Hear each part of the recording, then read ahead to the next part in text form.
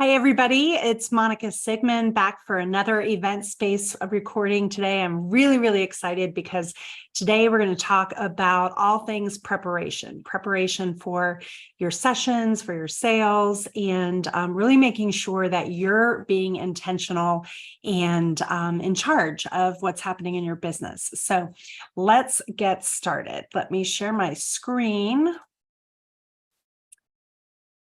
and get back over to my screen. And here we go. Okay, so before I get too in detail in today's topic, I do want to just remind you guys that we have 3 webinars left this year. These are the dates and times, so maybe take a quick little screenshot. I've got some exciting topics left. And in our last call on December 11th, we're going to be preparing our plan for 2024. So you definitely don't want to miss that. And I'm really excited for those last couple of the year.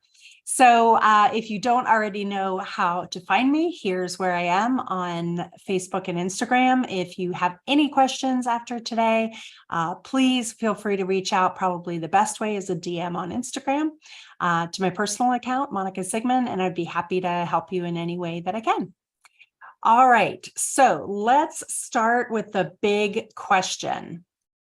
How much money do you want to make? I think so many of us get into business and we're grateful for any amount of money that comes our way. And we don't really know what is fair to expect. And there's this starving artist mentality out there. And we just kind of wing it, right? But that's not okay. We need to understand what it is that we want to make, because from there, we'll come up with our plan for our sales, which is going to be what I want to talk about today. So nothing happens by accident. So if you haven't already thought about this, and you haven't already come up with a very specific number of what it is you want to make, now's the time. So let's start here. How many sessions a week would be ideal for you? Or if you're not a family and children's photographer, how many jobs? So maybe you're a commercial photographer or something else. You just need to kind of define what that is for you, but how many jobs a week do you want? Is it 3? Is it 10, 20, 1, whatever it is? And then this sounds like a no-brainer, but how many weeks do you want to work? We have 52 weeks in a year, but that doesn't mean that you want to work 52 weeks. Maybe you're taking a week off at the holidays. Maybe you're taking a 2-week vacation with your family. Whatever that may be, look at your calendar for 2024 and figure out how many weeks you'll physically be working. And then when you divide when you multiply how many sessions you want a week by how many weeks you're going to work, that tells you how many sessions you want to plan on for the year. And it's an average. For us as family and children's photographers, we are definitely busier in fourth quarter than we are in January and February. So we take that into consideration later on as we make plans for our sales goals. But overall, I want to have an understanding of how many sessions we're going to be photographing each year. And I think that's good for you guys too. So then what we'll do, we'll go to the next equation and we'll say, okay, how much money do you want to make? And we're going to divide that by the number of sessions that you want to have per year. That will give you the average sale. And by that, we mean the average amount of money you need to sell from each job. So decide. So many photographers start from the bottom up, right? They'll get the lab pricing schedule and they'll say an 8x10 cost me this from the lab. So if I charge this, I'm making plenty of money. The problem with that is you will never make enough money to be sustainable. We need to start from the top and work down. So how much money is it that you want to make? Is this going to be a full-time income for you? Is this a part-time income in addition to something else you're doing?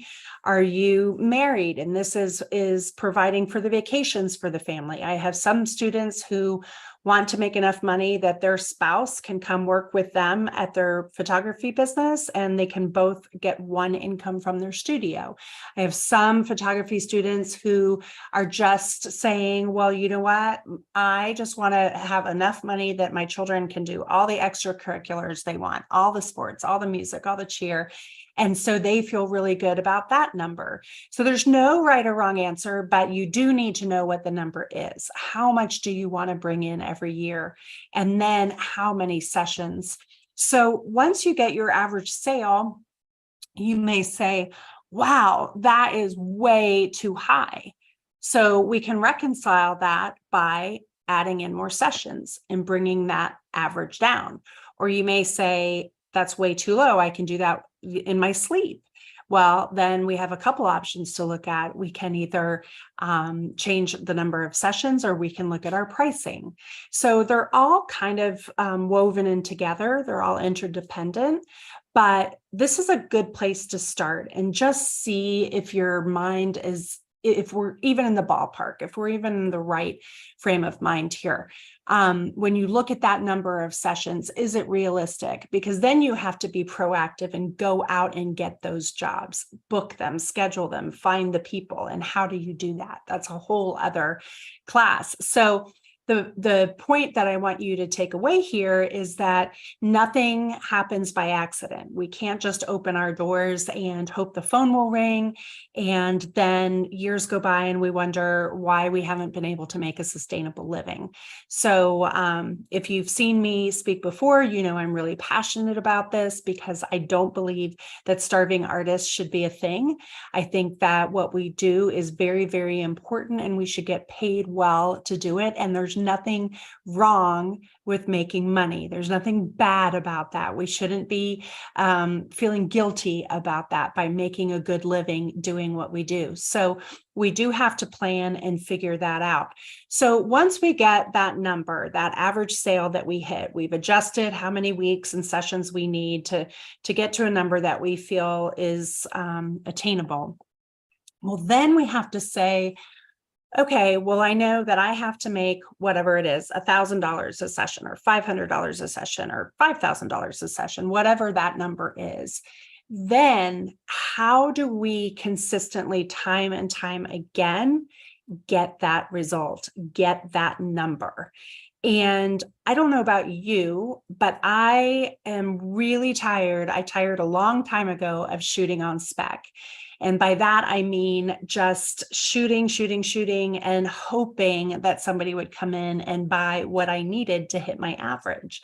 That's placing my fate and my family's future in somebody else's hands because I'm just hoping that they're going to magically hit some number I know that they don't, right? So we have to be more involved in that process. And there's plenty we can do to lay the groundwork and the foundation to make sure that we're maximizing every opportunity. Now, I don't want anyone to walk away, and I don't want anyone to misunderstand. We never, ever sell something that a client doesn't want or can't afford. That's not who we are. It's not our personality. So there are other ways to make sure we're hitting our goals while also taking into account our clients' needs. We're not here to, like really force them into something. We want them to come back year after year. We're here for long-term relationships. So all of that is really important for you to understand too. So this is something that I reference a lot, and I believe that we teach our clients how to treat us. I heard an expression a couple years ago, we teach our friends how to treat us. And I thought, you know what, the same thing is true in our businesses. We are teaching our clients how to treat us in every transaction we have with them, every exchange, every communication, even the way our website is set up. All of that matters, and all of that affects their perception of us. So we have to take responsibility for that end result, for that final finished product, the final sale, the final customer happiness. All of that's on us. And I know it's really easy for a lot of us sometimes to get frustrated and say, well, I told them the pricing, or they just didn't listen, or all they wanted was the digitals, and, all of those things. But even if you told them, if they come back and they don't know that, there's something that we missed. We should have told them again, or we should have put it maybe in a collateral piece that they took home with them after our meeting. So there's something there that I think we get defensive when a sale doesn't go well, and we think, well, I told them or whatever. But if we can be objective and sit and go through and say, where was that lost opportunity? Where else could I have told them that, or repeated that, or questioned them to make sure they understood that, or whatever? So we do teach them how to treat us. So let's take a look. Some of you, excuse me, have seen this before, but I started thinking what a typical photography client experience looks like. So typically they'll make a call, they'll make the inquiry. The little asterisk means that some photographers do this and some don't, but that next step would be a design session where you actually sit and meet with clients ahead of the session. You're going to discuss wardrobe, location, pricing, all of the things. And I find that many, if not most photographers don't do that step.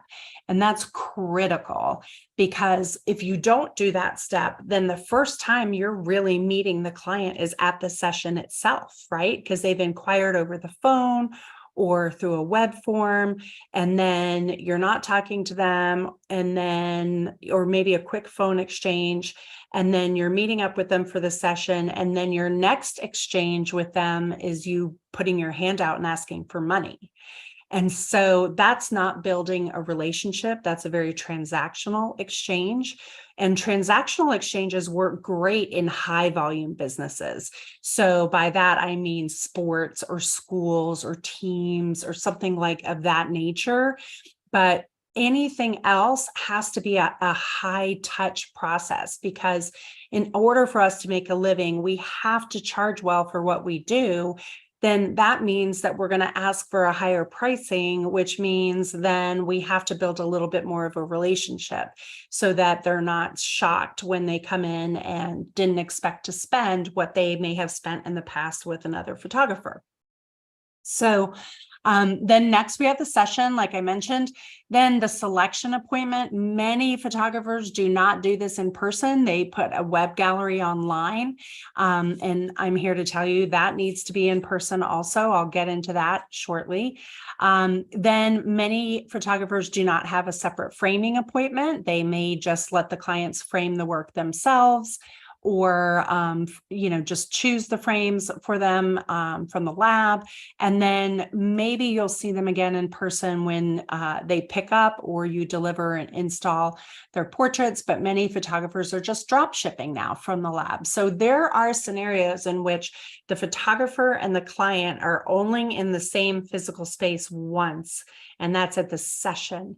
And that makes your job so much harder, because you're not building rapport and respect, and they don't perceive you as an expert, or they don't really have that relationship with you in order to spend the amount of money that you want them to spend. So that is kind of the typical scenario. I want to show you now what we do. And it didn't fit on one line, so it kind of wraps around here. So we've got our inquiry after what we call entering the world of Sigmon Taylor, which is everything that we want them to know about us before they even pick up the phone. And so that would include social media and our website, our reputation, all of those things. And then we always do the design session in person here at our studio before the session itself. If you live in an area, like my husband used to have a studio in Pasadena, LA traffic was just insane. Many of you I know are in New York. You can do those design sessions by Zoom if you need to, but it's always going to be better to do it in person. And but Zoom is, better than nothing. We definitely need a meeting with them in person. Then we usually have some session prep before the session itself. That's, I'll kind of go into that shortly, but that's like helping them with wardrobe, that kind of thing, helping them know exactly what we're doing with these portraits. Then we have the session. Then we do our in-person selection appointment. Again, non-negotiable.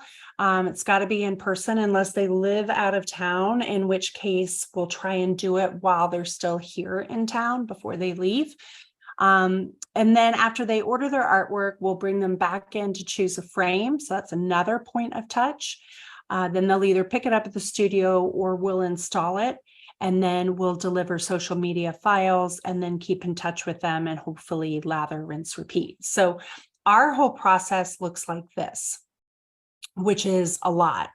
But we're lower volume, higher touch. We want to build relationships. And I want to make sure that for as much effort as it takes to get each and every client in the door, I want to make sure that we're maximizing each one of those opportunities. And, they're happy and we're happy and that it's worth our time. And so what we did a few years ago was we laid out every email, every phone script, every hard copy piece of marketing material, and we kind of started to lay them out underneath that timeline of our process. And this is what it came to. So don't be overwhelmed. It's a lot. It took a while to build.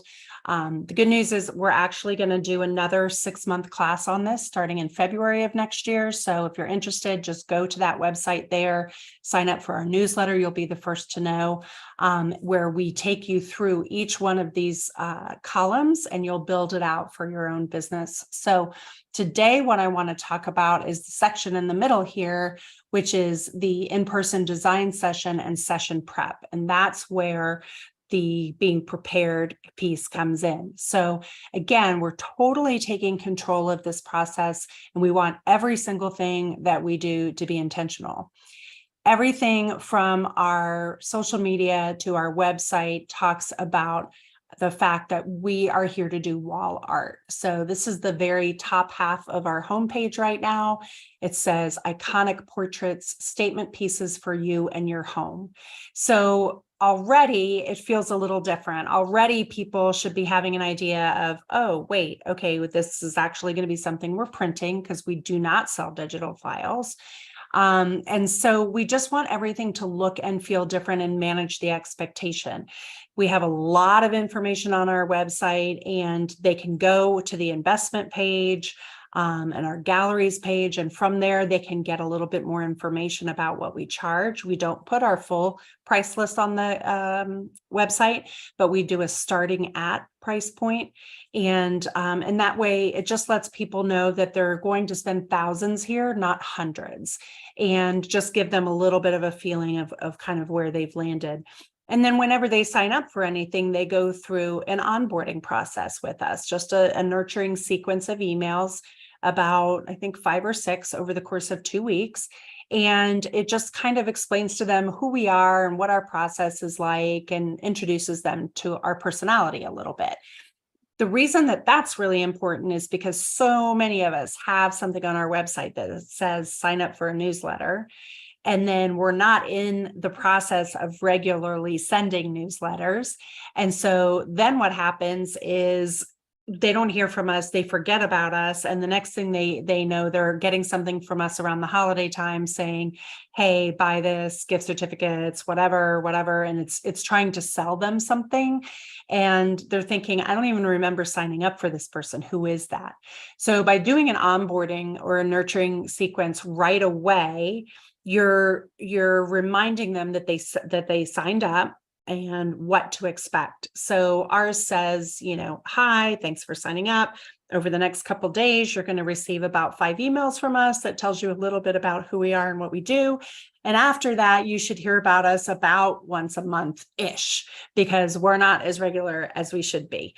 But that way, again, they just kind of know what to expect and they'll recognize our name. We picked that trick up because a year and a half ago, maybe, we subscribed to all of the luxury brands we could think of. So high-end jewelry, high-end fashion, Mercedes, like all of the brands. We went to their websites and signed up for their newsletter, and every single one said an immediate response. Thank you for signing up. Here's what to expect. And so we figured if it's good enough for these big luxury brands, then it's a good lesson for us to take too. So, all righty, here, let's just scooch over to this slide. Before I do that, I'm just going to check in really quick and see if we have any questions. No. Okay, perfect. All right. So this in-person design session allows us to begin with the end in mind. And so all of these 7 items need to happen with the in-person design session. And I don't want people to think, oh, I don't have a physical studio, so I can't do that, because you can go to their home, you can meet someplace. I know some photographers meet in like a beautiful hotel conference room that they can rent for the day and do a bunch of appointments in one day. So there are creative ways around it. We do happen to have a studio, so we do have them come here to the studio. But the purpose of this is to set the expectations and manage the expectations thoroughly from the very beginning. We don't want any surprises when they come back for their sales appointment.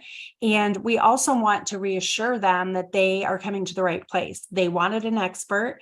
We're that expert. And so this allows us the opportunity to tell them how our process is different, because I can guarantee that they've never had an experience like they've had here, and they need to be prepared for that, because if they are thinking that they're going to come here and have the same experience that they've had with maybe somebody who has sold them digital files, a shoot and burner, or somebody who's doing this part-time, if that's what they're coming in with as kind of their blueprint, they're going to get here and not understand, and then they're going to just be blown away by our pricing. So all of this is very intentional. So we have them come to our studio. We have a studio in Williamsburg, Virginia.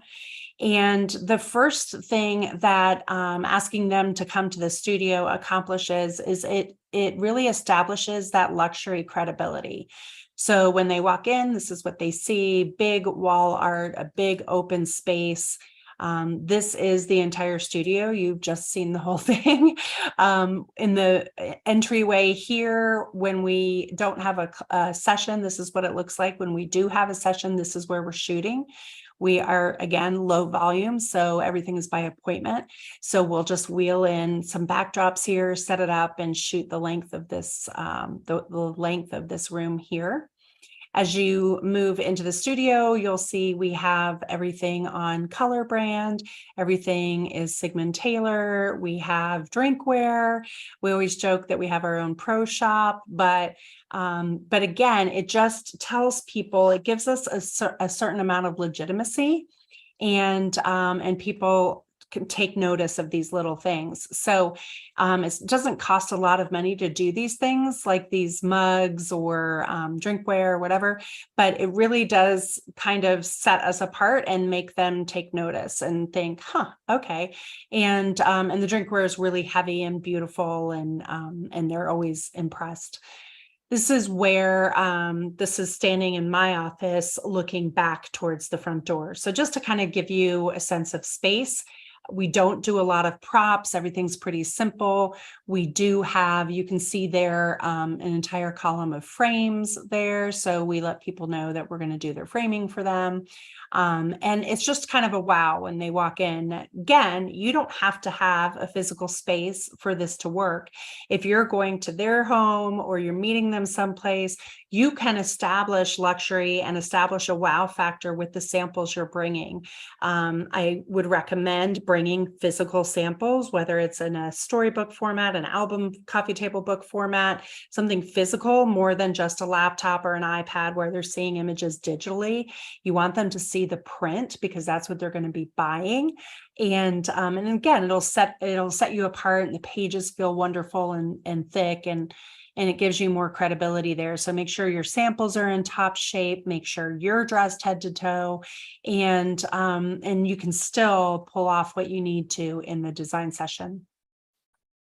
So the second most important reason to do a design session is to establish the rules of the road, set the rules of engagement here, because too often we're so grateful that somebody's hired us that we kind of let them walk all over us. And we don't even necessarily mean to do that. We just don't have ourselves prepared enough to know what has to be covered and what processes we need to let them know about in advance. So if we don't respect our studio and our art, how can we expect our clients to? So this kind of goes back to, we're teaching our clients how to treat us. Who's the expert? We are. They hired us because we're the professional. If they could do it themselves, they wouldn't have called us. And I know, especially when we are either a newer business or we're not feeling as confident in our skill set yet, I know that it can be daunting to sit across the table from somebody and feel like you're the expert when inside you are really not feeling that way. But we have to do that because they need to feel good about where they're investing, and we need to take control from the very beginning. We have to be in control of the whole process. We have to be in control in the camera room or the session, and then we have to be in control when they're making their selections. So we've got to establish easily and quickly and immediately that we're in charge, that we do have a system and a process. This is where we meet with our clients for that consultation. This is where I am broadcasting to you from now. And so we sit across the table from them, and this is where we get our work done. So it works really nicely because they feel like they're here to do business.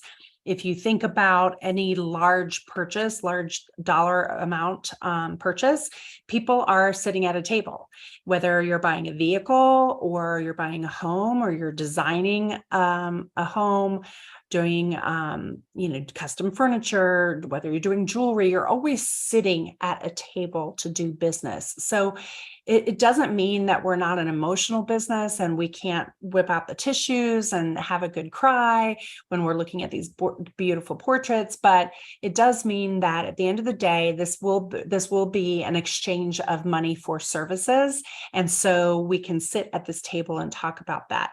It also feels really, really collaborative. And when we changed from kind of the sofa and chair scenario to this table, everything changed. The way the clients felt about the process changed. I felt more confident sitting across the table, drawing things out, mapping things out. And they felt like they were much more part of the process. Whenever somebody is involved in that creation process, they will spend more because they are more committed to it. They feel that they helped make those portraits. So of course they are going to invest in them. So this system works really, really well for us. It's at the design session also that we take the opportunity to hand them a couple of our printed pieces. These are little, sorry about that. These are little 6x8 or 6x9 booklets that we share. They're beautifully printed. They have a lot of information in them, kind of checklists prior to the session, how to choose places for their portraits, all of those kinds of things. Usually it's information that we're going over together, but I give it to them when they leave as a reminder. And again, as something tactile, it looks expensive. And so again, we're just setting the tone for, we do this for a living. We're experts. You're in the right place. We're going to take care of you. And by the way, it's going to cost you some money to be here. So all of those supporting materials are important also. The next thing that we need to do at a design session is discuss placement. We have to all be on the same page about where the art is going to be enjoyed. We don't want to shoot on spec anymore, as I mentioned earlier. We want to be purposeful and intentional, especially if we're photographing small children. They wear out so quickly, so we need to prioritize what the most important thing is. And it's good for me to know, or Michael to know, whichever is shooting, whoever's shooting, that, if they're looking for something over their fireplace, we want to see that fireplace to know, is it tall? Do we need a vertical? Do we need a square? Does it need to be a pano size, kind of long and skinny? We have rather short ceilings here where we live in our homes. So I typically can't go very tall on a mantelpiece, but I can go long and skinny, which people love, but I have to plan for that accordingly before the session. So we're going to talk about placement. We always just say, well, where is this portrait going to live? Where are you going to enjoy it the most? Where are the rooms that you spend the most time? Because that's where we want you to see the portrait. And I think we need to remember too, it may give you confidence when you think about it this way, that we're not just selling the art, we're selling the result of the art. We're selling how that mom is going to feel every single time she walks by that portrait on the way to the kitchen, every single time that they see that portrait of their child who's now graduated and in college. We're selling the result of the art, and that is priceless. That's invaluable. So we want to talk about where the art will be enjoyed, and have them start visualizing and planning for that in their mind. And they may not know at this point in time, and that's fine. But we want to have those discussions so that they can be thinking about it. We have plenty of clients who don't have wall space, so we'll talk about a coffee table album or whatever, and just come up with those solutions. It's important that we know what we're shooting for. And so if somebody says, well, they start listing all the combinations and they say, well, I want my grandparents with the grandchildren, and I want this, and I want all the boys together, and I want all the girls together, and they start just listing and listing, I'll say, okay, so where is that one going? Where is that one going? And if they're not getting a coffee table album, they kind of stop and struggle for a second. And I'll say, I don't want to go put your children through the paces of all this if we're not going to actually purchase one of those portraits, because we don't want to wear them out. It'll give us something to do next time. But right now, let's just focus on what we know we're going to invest in, and just manage everybody's time, my energy, and my creativity. And that way we can get the best results, and nobody will fault you for that. So we're just asking them to be specific and intentional. There's no other artist out there who will just create a bunch of art on spec and then ask you to choose. So if you commission an artist to make a sculpture for your home, a foyer, or whatever, he's not going to make 10 sculptures and say, which one do you want? Right? So he's going to work with you ahead of time and then create the piece. And that's what we need to be thinking of as photographers. All right. So all of this is allowing us to create and communicate a plan. And once we know how the art's going to be used, where it's going to hang, where it's going to be enjoyed, then that's when we can start discussing investment, because that's really important. We don't want any surprises. And remember, because we did the work 30 minutes ago at the beginning of this program, and we figured out what our average sale needs to be, we already know what products we need to sell to get to that number. And so you can have that in your mind and be discussing that up front. So maybe the amount you need is a small wall portrait, or maybe it's the same amount as a small book, or whatever. You kind of know in the back of your mind. And so then at the design session, you can be saying, like, what's your flavor? Are you thinking a statement piece for a wall? Are you thinking about a collection of images? Are you thinking about gift prints? Like what are we doing this for? And then you can be making sure that you're directing them into the most appropriate product that will also get you to your sales average, the average that you need in order to make that living that you said you needed and wanted, whether it's to provide a full-time income for your family or to just provide for the vacations or whatever it is, whatever your goal is. We're not here. We love what we do. And we enjoy it, but we're not here to just do things and also not make any money at the same time. So one of the tools that works really well for us is Pro Select. You can find it there at that website and use that code. But what Pro Select allows us to do, it's a sales software that we will sit and use with the client in front of us at their sales appointment. And we tell them about it in the design session and we explain how it works. And what they'll do is they'll take a photo of the wall that they want that portrait to end up, and they'll tape an 8.5 by 11 sheet of paper on there so you can see it here. And then when they come in for their selection appointment, I can show them, because the computer knows that that piece of paper is 11 inches, it will size to scale their favorite portrait. And so I can show them their portrait on the wall of their choice in the best size.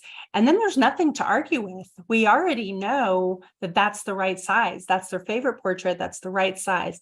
Now, when we can get these photos of their walls ahead of time in the design session, then we can be even more clear about the investment. So if they're not sure yet, I'll give them a range. But if they say, I know it's going to go over the fireplace, then I can say, well, if you brought me the wall, I can show you that you're going to need a 40-inch. Or I can say, if you have a small mantle with an 8-foot ceiling, typically that's going to be about a 36-inch portrait that starts at X dollars or whatever. And again, we know the results that we're going to get. So this is a photo of this darling client of ours that we knew the perfect size to put over the mantle because we had done this work with the software. So if they feel that they are involved in this process and they're designing a custom piece of art for their home for a very specific place, then it is inherently worth more money. Right. So all of that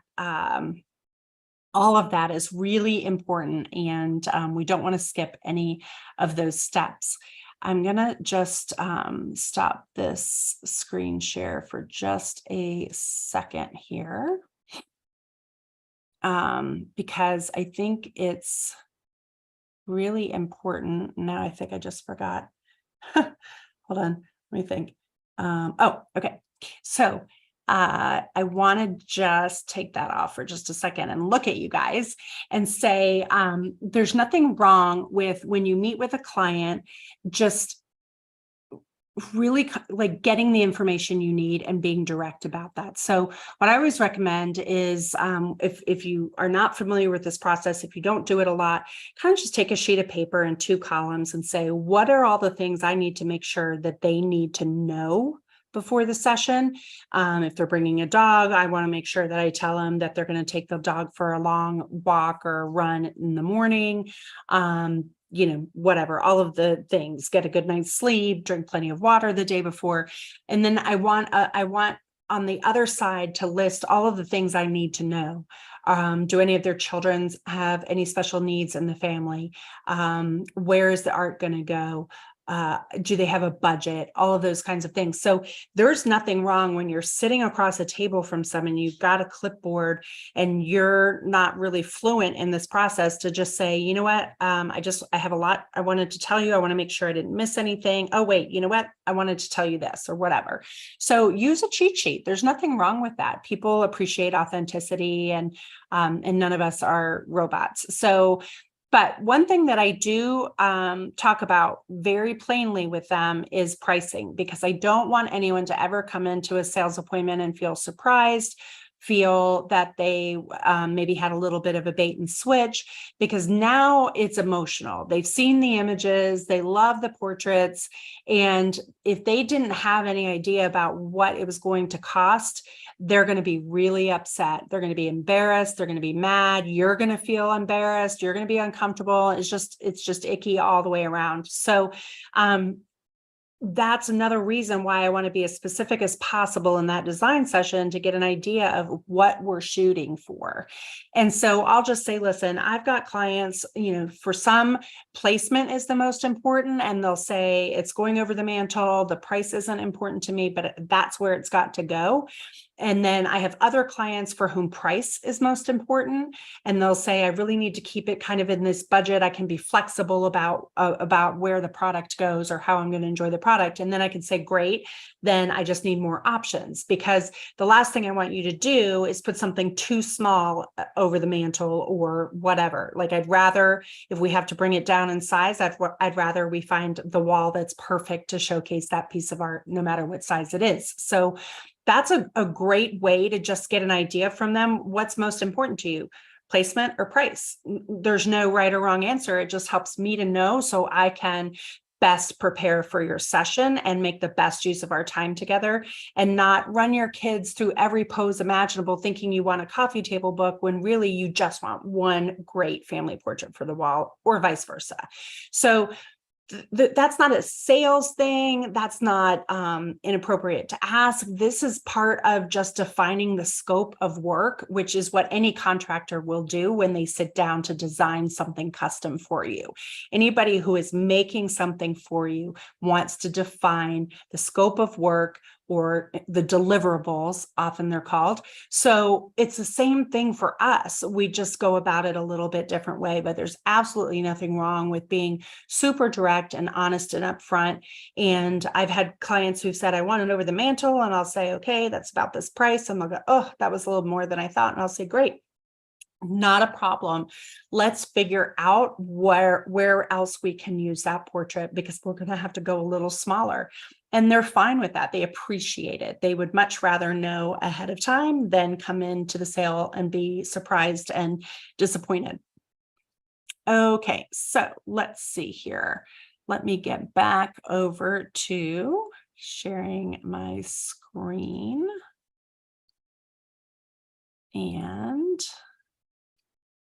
get my program back up. Okay. So we've gone through everything that we needed to talk about in the design session. Whoops, hang on. And let me stop that again. Sorry. There we go. And now.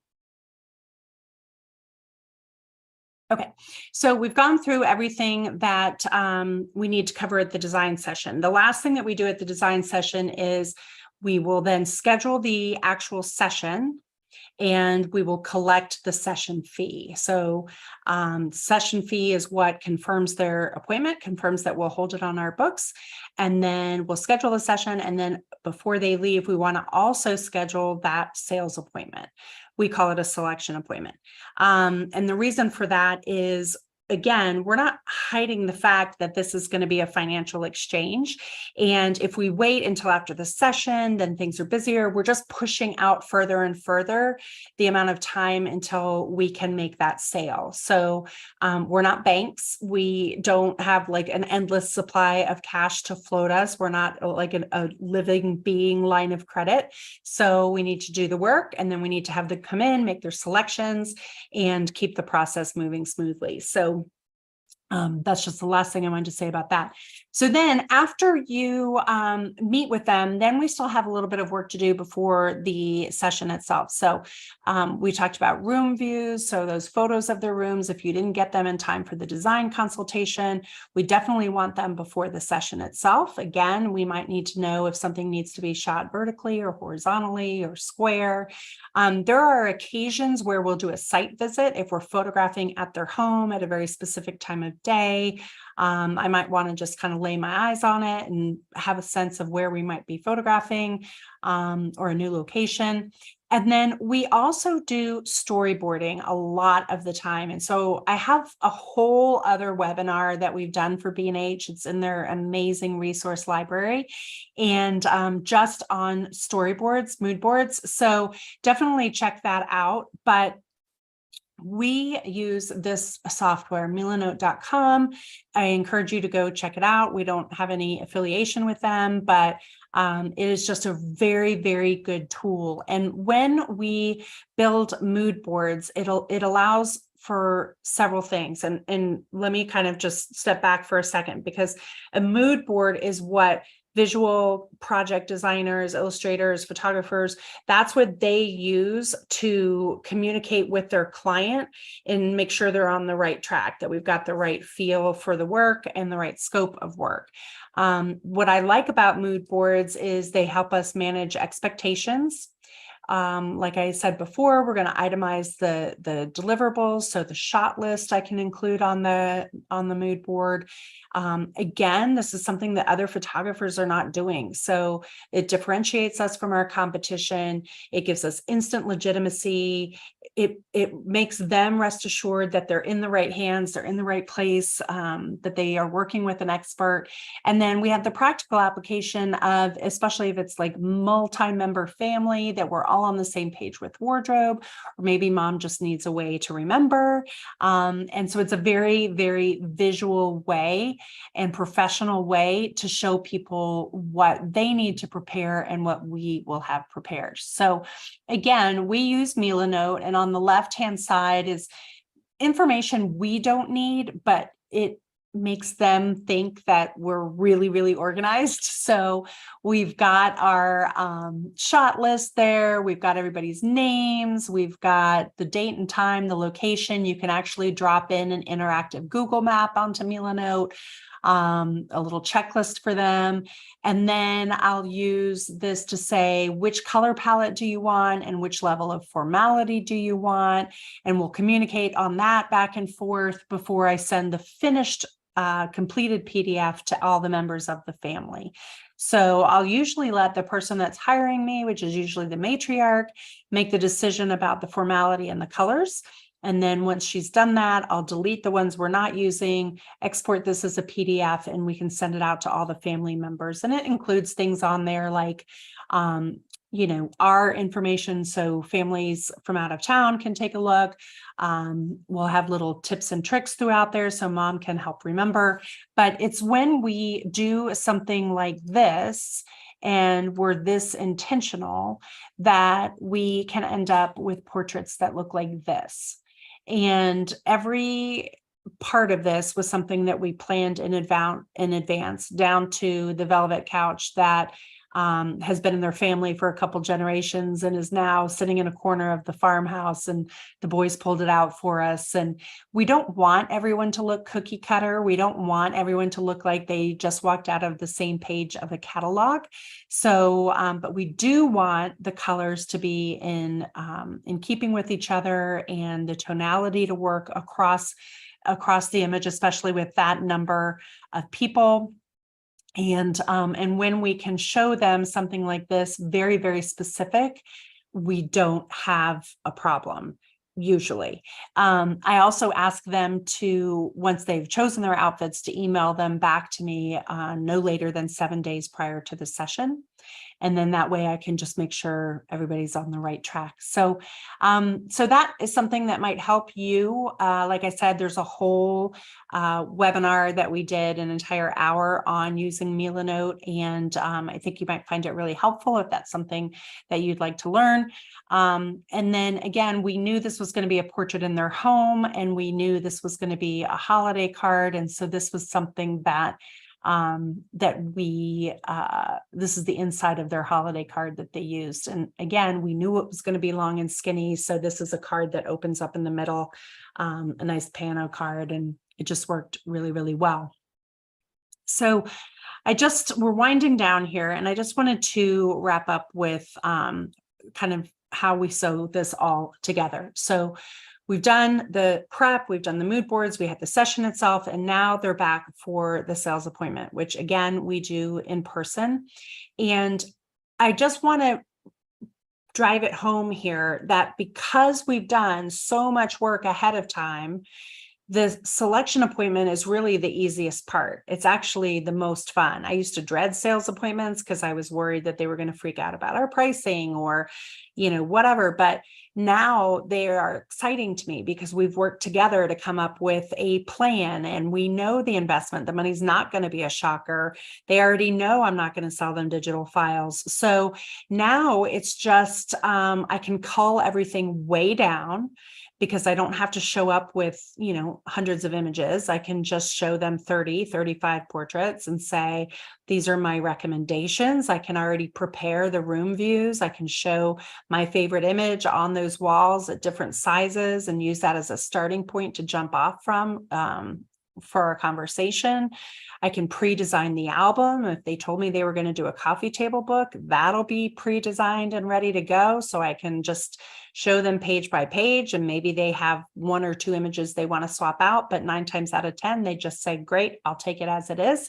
And we're basically pre-populating that order. And really that is of great service to them because they're busy and they don't have a lot of time. And I think photographers think that we're being pushy when we do things like this, but really it's giving good service. Whatever amount of money they're spending with us, it's our job to be a good steward of that investment. We want to make sure that they are getting the best and most appropriate product for that amount of money. So maybe it's a wall portrait, maybe it's a book, maybe it's some small pieces, but that's our job to help them through that. And so when they come in for the sales appointment, it should be nothing but good feelings and happiness, and there shouldn't be any surprises because we already have talked about what we're doing. And so that discomfort of anxiety and all of that doesn't exist. So sales appointments are now my favorite part. And but they weren't like that when we weren't doing the prep work ahead of time. So hopefully if you follow all these steps and you really build this into your system, then you'll see that that this is really like the fun part, and it's easy, and it's just part of the process. And your clients will appreciate it too, because again, they hired you because you're the expert. And so you're building that relationship all throughout this process. When they come in for the selection appointment, they will defer to your judgment 9 times out of 10, because now they trust you, they believe you, you've taken great care of them so far. And so, so they're delighted. And then you're happier because you know before you even pick up the camera what you're going to be making. You know that you'll be hitting your average sale. You know that you'll be providing for your family, giving back to your community, giving your children horseback riding lessons, whatever the things are, you'll be able to do because you've been intentional and you've prepared. So hopefully you've gotten some great tips today and some things to think about. Like I said, we'll be teaching a 6-month class, and in which you'll build your own rubric for your business. If you have any interest in that, just scan that QR code or go to the website, sigmontaylor.edu. No, sigmontaylor.edu.com, sorry, and sign up for our newsletter, and you'll be the first to know. That'll start in February. So I think that's all I have. Let me just get out of this and make sure to see if we have any questions. And it looks like we do not have any questions. So hopefully that all made sense to everybody. But again, biggest thing I can leave you with is just be intentional with your business. Be smart about what you're doing. You can still love what you do, make beautiful art, and make money at it. And that's great. That's okay. That's nothing to be ashamed of. And hopefully today you got some tips on how to make that easier for you. So thanks a lot, and we'll see you next time.